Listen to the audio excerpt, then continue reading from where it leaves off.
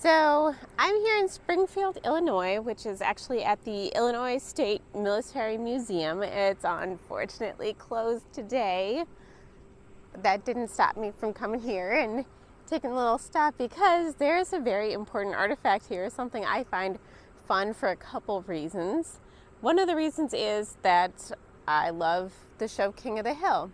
If you watched it, there's an episode that deals with General Santa Anna's leg, and that is how that leg, the myth surrounding it became, I guess, popularized. I don't think it was well known until King of the Hill did an episode about Santa Anna's leg.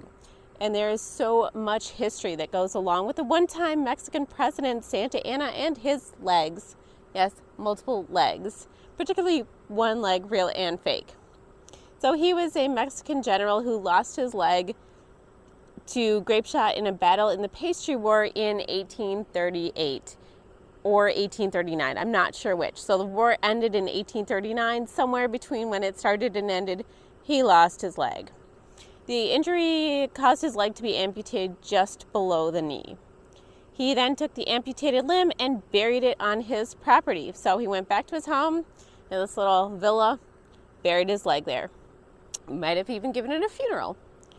Then in 1842, he became the president of Mexico. So at the time, he exhumed his leg from its resting spot at his property and took it to Mexico City, where he arranged a very elaborate state funeral for his amputated leg. Okay, then 2 years after that, Santa Anna lost power, and rioters tore up his statues, like they tore them down, and they actually dug up his leg and dragged it through the streets. So there concludes the story of Santa Anna's real leg. But he also had a prosthetic leg that had a wild adventure as well.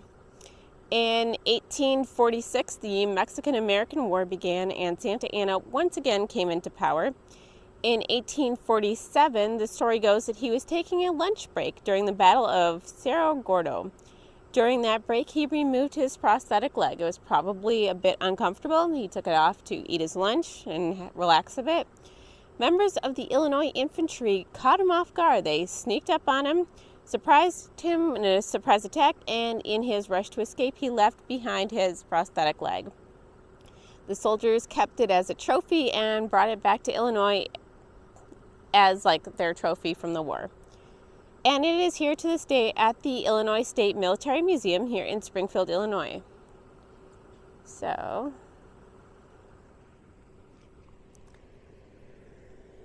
and I was hearing conflicting reports. So this is the Military Museum. It actually has a really cool building. I will show you.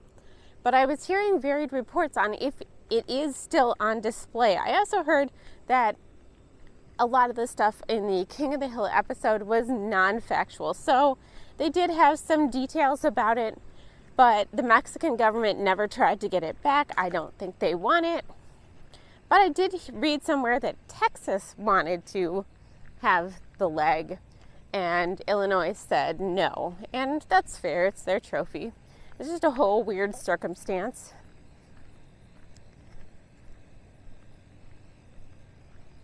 So this is the building. It kind of looks like a castle. It's pretty neat. But apparently his leg is in there. I read some reports saying that it's actually not currently on display. I wanted to stop by and see if it maybe was, but the museum's closed and I couldn't.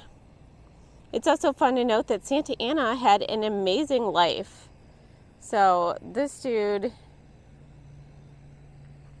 he became the president of Mexico 11 times.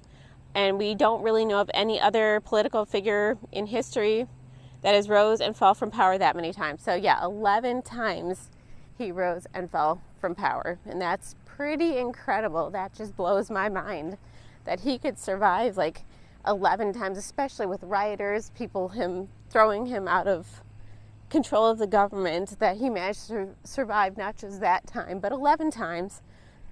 And I'm assuming he got another prosthetic after that. But